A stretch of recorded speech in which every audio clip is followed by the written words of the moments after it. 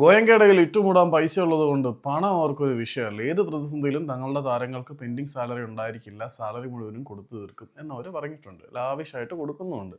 മറ്റ് ക്ലബ്ബുകളുടെ സ്ഥിതി ഇതല്ല. കേരള ബ്ലാസ്റ്റേഴ്സ് ഉൾപ്പെടെയുള്ള എല്ലാ ക്ലബ്ബുകൾക്കും സാലറി കട്ട് ചെയ്യാതെ പിടിച്ചു നിൽക്കുക എന്നുള്ളത് ഇത്തിരി പ്രോബ്ലമാണ്. ഈ ഒരു സീസണെ അതിജീവിച്ച് നിലനിന്ന് മുന്നോട്ട് പോകണമെങ്കിൽ കേരള ബ്ലാസ്റ്റേഴ്സിന് 35% മുതൽ 47% വരെ തങ്ങളുടെ താരങ്ങളുടെ കോൺട്രാക്റ്റഡ് സാലറിയിൽ കുറവ് വരുത്തേണ്ടതുണ്ട് എന്ന് ഗോവയിൽ നിന്നുള്ള ടൈംസ് ഓഫ് ഇന്ത്യയുടെ സീനിയർ സ്പോർട്സ് ജേർണലിസ്റ്റ് ആയിട്ടുള്ള മാർക്കസ് മർഗ്ലോ റിപ്പോർട്ട് ചെയ്തിട്ടുണ്ട്. പറഞ്ഞു വരുന്നത് വേറെ ഒന്നുമല്ല, കേരള ബ്ലാസ്റ്റേഴ്സിന് ഈ ഒരു സീസൺ അതിജീവിച്ച് പോകണമെങ്കിൽ സാലറി കട്ട് അനിവാര്യമായി മാറിയിരിക്കുകയാണ്.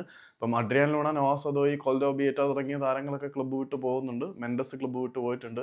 അതിനകത്ത് ലൂണയും നോഹയും ലോണിലാണ് പോയത്. അതുകൊണ്ട് അവരുടെ സാലറിയുടെ കാര്യത്തിൽ കേരള ബ്ലാസ്റ്റേഴ്സിന് വലിയ ബുദ്ധിമുട്ടുകൾ ഉണ്ടായിരിക്കില്ല.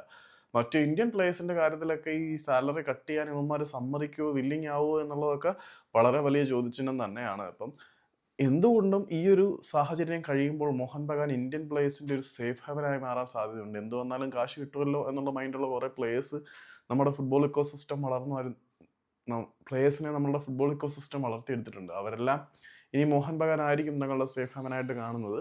അപ്പം ബ്ലാസ്റ്റേഴ്സിൽ താരങ്ങൾക്ക് പ്രതിഫലം കുറയ്ക്കേണ്ടത് അനിവാര്യമായി വന്നിരിക്കുകയാണ്.